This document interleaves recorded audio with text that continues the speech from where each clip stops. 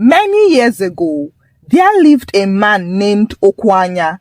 He had lived in the city for so long that he forgot villages have ears that listen and houses that remember words. So, that December, he returned home for Christmas like a trumpet that had been pressed too hard, full of sound, confidence, and unnecessary announcements. Before the bus even stopped properly, he leaned out and shouted, "My people, your son has arrived, oh!" making passengers laugh and chickens scatter as if they understood English. As his feet touched the red earth, he stretched his arms wide, breathed deeply, then said loudly, "Ah, this air is better than Lagos traffic." And before anyone replied, he added, "I will rest very well this Christmas before I go back and continue my morning walk." And just like that, the talking began. He was excited. After all, Christmas in the village was very different. There was fresh air, old stories, and plenty of food. Village aunties rushed out from different corners of the compound, flapping their wrappers and clapping their hands for him. One of them said, "Okwanya, you are fat, oh." Another one added, "City life is doing you really well." And he laughed and replied, "Fat care, it is enjoyment." Then he turned to another one and said, "You people will eat very well this Christmas," as if he was already sharing money with his mouth. His wife, Nkiru, climbed down from the bus quietly, greeting people respectfully. But while she was still answering greetings, Okwanya was already explaining to an uncle how business was sweet this year, how clients were many, how money entered without stress. And the uncle nodded seriously and said, "So work is good now?" Okwanya replied, "Very good, oh. After Christmas, I will go back sharp, no time," saying it with the confidence of someone announcing sunrise. Inside the house, as bags were being dropped, Okwanya continued talking. He sat on a wooden chair, pulled out his phone and said loudly, "Network here is not bad though. I can still make calls." Then he dialed a number and began a full business discussion without caring who was listening. He complained about one partner, praised another, mentioned figures carelessly, then ended the call and said, "These city people don't like resting, money every time." While the village aunties nodded as if they understood business, Nkiru moved closer to him and spoke calmly, "Please, can you talk later?" But he turned to her smiling and said, "Later for what? This is my home." Then he raised his voice jokingly and said, "My wife likes hiding things too much." People laughed while Nkiru smiled awkwardly and stepped back. As water was brought for bathing, Okwanya carried his towel outside and continued talking to whoever passed. He told one cousin how he planned to renovate the house next year. He told another how he would buy a piece of land, and told another how he was only staying for a few days because Lagos money does not wait for anybody. Later that evening, when Nkiru whispered that night was approaching and people could clearly hear him talk, he laughed and said, "If anybody is listening, let them listen well, oh." Then he drank water and began singing loudly. Later in the night, as people gathered to discuss Christmas food and plans, Okwanya sat in the middle enjoying the attention, answering questions happily. He even willingly corrected small mistakes people made in their understanding of his plans, and he added extra details for clarity. Meanwhile, Nkiru sat beside him quietly, watching how some aunties did not ask questions, but still nodded as if they already knew the answers. When they lay on the bed that night, Nkiru turned to him and said, "This place feels different. Please be careful with your mouth." But Okwanya sighed and replied, "You are thinking too much. Pregnancy is making you afraid, eh?" Then he added lightly, "These are my people, nothing can happen," and turned to sleep. However, Outside, voices still moved around the compound. Laughter rose and fell. Footsteps passed near the window, and Nkiru heard her husband's plans being mentioned casually by people who were not even part of the conversation earlier. She sat up briefly to listen, then lay back down slowly, holding her stomach gently. As for Okwanya, he slept deeply, satisfied with himself for having spoken well. Okwanya woke up before the cock crowed, not because the cock was late, but because his mouth was early. He stretched on the bed and said loudly, "Ah, village sleep is sweet, oh," then sat up and added, "If Lagos was like this, everybody would be rich." Nkiru opened her eyes slowly and watched him, already tired of the sound of his voice, even though the day had not even started. "Please, lower your voice. People are still sleeping." "Sleeping where?" Okwanya replied, swinging his legs down. "This is village. People wake up before the sun." And then, as if to prove his point, he stepped outside and greeted the compound loudly. "Good morning, oh." As expected, voices answered him immediately from different corners as if they were already waiting. As he brushed his mouth outside, one uncle passed and casually said, "So you'll travel back by Friday?" Okwanya laughed, spat out water and said, "Yes now, work is waiting for me." Then he added proudly, "I am only here for Christmas enjoyments." The uncle nodded slowly and walked away without saying anything else. When Okwanya entered inside, Nkiru was folding their clothes quietly. She looked up and said, "Did you tell him you are leaving on Friday?" Okwanya shrugged. "Everybody heard it yesterday now." Then he smiled and said, "I don't hide things," as if openness was a medal, not a weakness.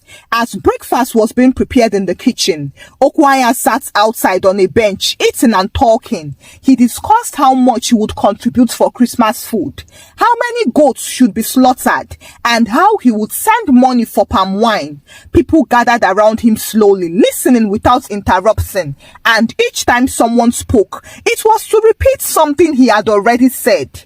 One auntie said, "Since the money will enter before New Year, this Christmas will be better, oh." And Okwanya nodded proudly. Yes, the money will enter, not stopping to ask how she knew. Nkiru carried her plate and sat beside him. She leaned closer and whispered, "Can't you see they are repeating your words exactly?" But Okwanya chuckled and replied, "That is because my plans make sense." Then he raised his voice and joked, "If you people don't repeat it well, I will correct you." And laughter followed, but Nkiru did not laugh. Later that morning, she went inside the room and noticed her phone was no longer on the stool where she left it. She searched the bed and her bag, then stepped outside and asked, "Did anyone enter our room?" An auntie answered immediately, "Nobody entered though." And yet, when Nkiru returned inside again, the phone was on the bed, placed neatly as if someone wanted her to find it there. Her chest tightened as she sat down slowly. Unfortunately, when she told Okwanya about it, he waved his hand. "It's just village things. Maybe you forgot where you dropped it." Then he added jokingly, "Your pregnancy brain is rearranging things for you." He laughed at his own joke, but Nkiru did not answer or laugh. In the afternoon, Okwanya received a phone call from the city. This time, he stepped a little away to receive it, but not far enough. His voice dropped briefly, then rose again. "How can that deal just stop?" he asked angrily. Then he sighed and said, "We discussed this already." When he ended the call, he forced a smile and said loudly, "Network problem." But Nkiru had heard the words clearly, and her heart sank because it was the same deal he announced confidently the previous day that had just collapsed. She followed him inside and asked, "Is everything fine?" He replied sharply, "Nothing is wrong."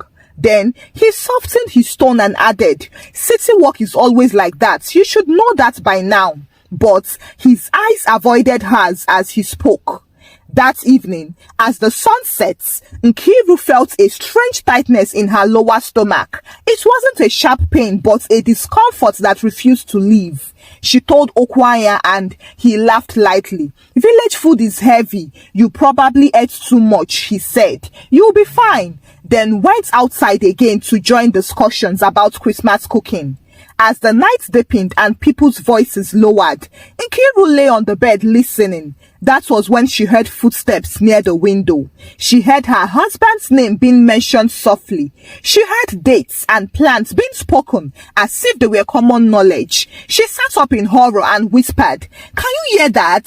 But Okwanya was already asleep, breathing deeply, satisfied with the day. She lay back down slowly with one hand on her stomach, the other holding the edge of the bed, and whispered a prayer under her breath. Because even though the house was quiet now, it did not feel empty. It felt full of years, full of memory, full of things that did not need to ask questions. By the third day in the village, even Okwanya himself began to notice that things were no longer behaving normally. Well, it wasn't in a loud way that could make him shout witchcraft, but in a slow, quiet way that made someone's skin uncomfortable, like wearing a shirt that looks fine but keeps itching you no matter how you adjust it. He was starting to realize that everything that went wrong seemed to have passed through his mouth first before it happened.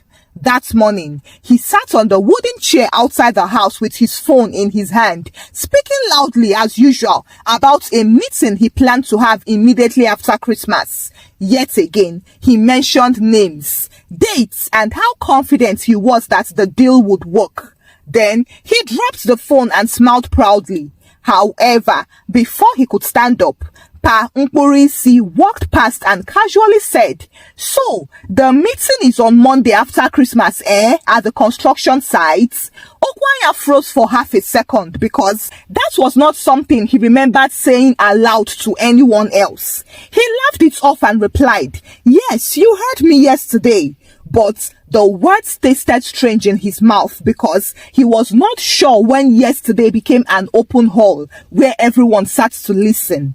Yet, he shook off the feeling and continued talking, telling another relative how he planned to travel early so he could meet the deadline, explaining again how money would enter and problems would end. People nodded quietly like students listening to revision questions before exams. Inside the house, Nkiru sat on the edge of the bed staring at her bag. Her mind was unsettled because she noticed that each time her husband spoke openly, something negative followed, something small but uncomfortable. She felt weak that morning, which was not the usual pregnancy tiredness, but a dull heaviness that sat low in her body and refused to go.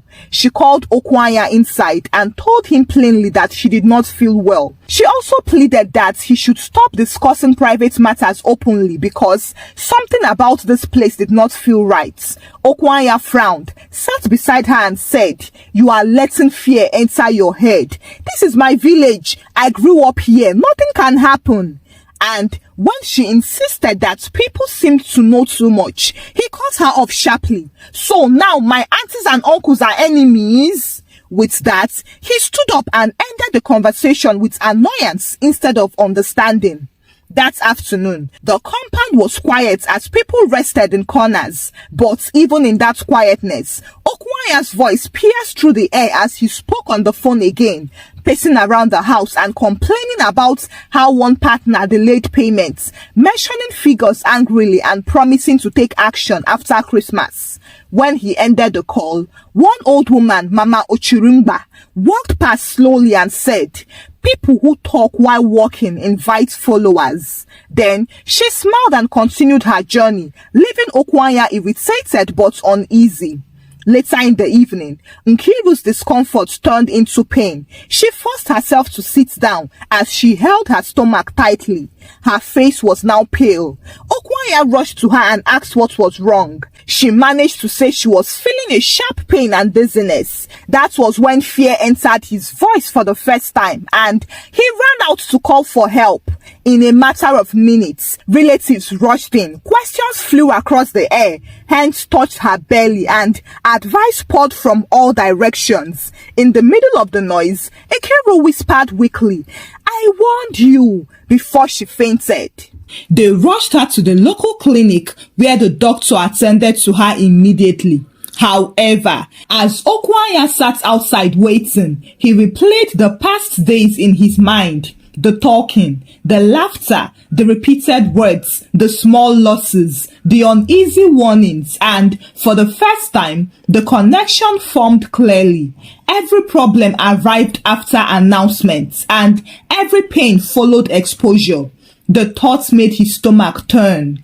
30 minutes later, the nurse called him in and explained that the pregnancy was no longer stable, but that they were doing their best. Okwanya felt something break inside him. Slowly and quietly, like something tearing apart, he sat there speechless, staring at the floor as he realized how his mouth had been too open and the world around him had been listening patiently to him. That night, they returned home in silence but without the baby. Nkiru was weak and quiet, while Okwanya carried her bag without speaking. When they entered the compound, people greeted them, but their faces remained serious and their eyes were cautious. For the first time, Okwanya did not answer questions. He did not explain anything. Neither did he defend himself. He only nodded and walked inside because he finally understood that words were not just sounds in this place. They were keys. The next day started strangely. The compound was so quiet that even breathing felt like work. Okwanya started behaving like someone whose mouth had finally betrayed and was no longer trustworthy. He didn't greet the whole village and announce his plans in the morning as usual. He did not discuss money under the mango tree. He did not take phone calls outside where everybody could hear. Instead, he stepped into the room and closed the door tightly. Even when relatives asked questions, he answered with short words that did not explain anything. This new version of Okwanya confused the whole compound because people who are used to information do not like sudden secrecy. As for Nkiru, she mostly lay on the bed, quiet and withdrawn. Her eyes were dull from pain and loss, and when she spoke, it was only to say what was necessary. She did not repeat her warnings or argue. She did not say, "I told you so," because grief had taken her voice away. And this silence hurt Okwanya more than any shouting ever could. One afternoon, as he sat beside her holding her hand, she said, "You did not listen." Nothing more, but those 4 words stayed with him like a wound that refused to close, because there was no anger in her voice, only finality, as if something between them had quietly died along with the pregnancy. Unfortunately, his phone began to ring with bad news from the city. With one call after another came the news of a delayed contract and postponed payments without explanation. Partners were suddenly unreachable, and each time he answered the phone, his heart sank further because the same plans he had announced proudly in the village were the same ones collapsing now, as if someone somewhere had taken a list and was taking them off patiently, one by one. When he complained to one partner about the sudden change, the man replied bluntly, "I heard you were traveling, so I thought you were not serious anymore." And Okwanya froze because he had not told that man about his travel plans, not officially, not even indirectly. Yet, the information had traveled faster than he ever did. That was when the last thread of doubt snapped inside him. Relatives began to notice the changes too. The aunties who used to sit close now sat a little farther away. The uncles who asked questions now watched him instead, and Mama Ochiringba in particular smiled more than usual, following him quietly with her eyes whenever he moved around the compound. One evening, as he passed her, she said lightly, "Silence suits you," and Okwanya felt cold even though the night was warm. He wanted to shout, to accuse and to demand answers, but something inside him warned him that anger would only give them more to feed on. So he swallowed his words and walked away, realizing bitterly that the same mouth that gave them access could still give them the strength to rejoice if he used it wrongly. At night, he now lay awake listening to the compound. But this time, he listened without speaking. And that was when he realized what had been happening. Whenever he moved, whispers would stop, and footsteps slowed down near his window. That was when he understood how exposed he had been before. Carelessness had dressed him in bright clothes and placed him in the middle of a dark road without shelter. By the time Christmas morning came, the celebration felt hollow. Food was plenty, but the appetite was gone. Music played, but joy did not follow.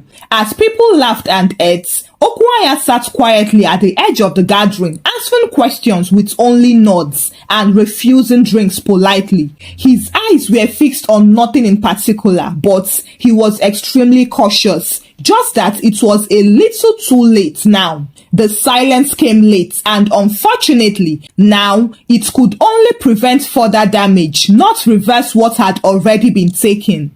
After Christmas, Okwanya did not announce his departure back to the city as expected. He did not stand in the compound explaining his travel plans or telling anyone what time he would leave. He quietly parked at dawn while the village still slept. The way he folded his clothes was as if each movement needed permission.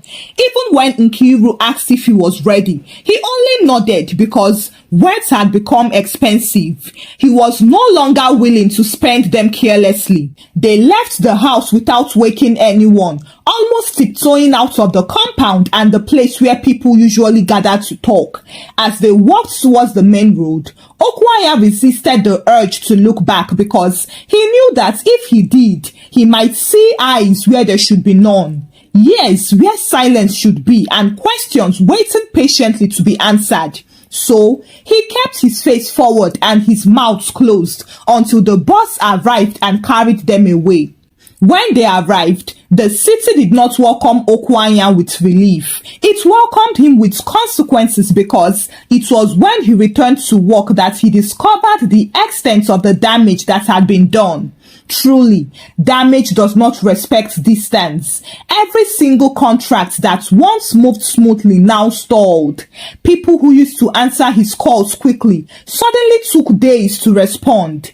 People who were once committed now gave random excuses. And every setback reminded him of something he had spoken loudly under the village sun, as if his words had traveled ahead of him and laid traps he was now stepping into.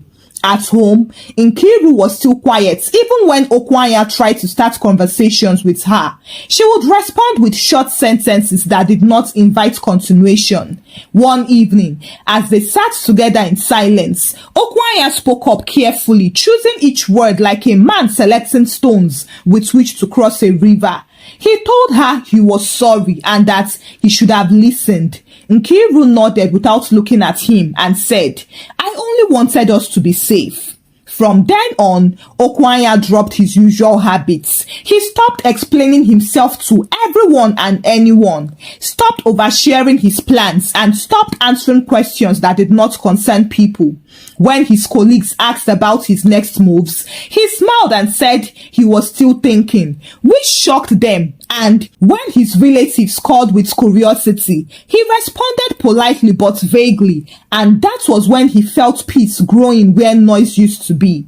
The more he guarded his mouth, the less trouble followed him and small improvements appeared. One of the delayed payments finally entered. Another client returned, and a project that had almost collapsed stood again. Months later, when Christmas approached again, relatives began asking if he would come home, but Okwanya paused before answering. He simply said, "We will see," without explaining anything further. That night, as he lay beside his wife, he smiled as he realized that the loud man who once believed openness was strength had died in the village, and in his place lived someone new, someone careful, someone guarded, someone who understood that not every year deserves information and not every smile is harmless. He had learned a truth that would guide him for the rest of his life, which was that some enemies do not chase you, they wait for you to talk. Thank you for watching the story. Kindly share your thoughts about the story with me in the comment section. What lesson did you learn from the story? Kindly share the story out with your loved ones and give the story a thumbs up. Subscribe to this channel if you've not done so by now. Until I bring another story your way. Bye!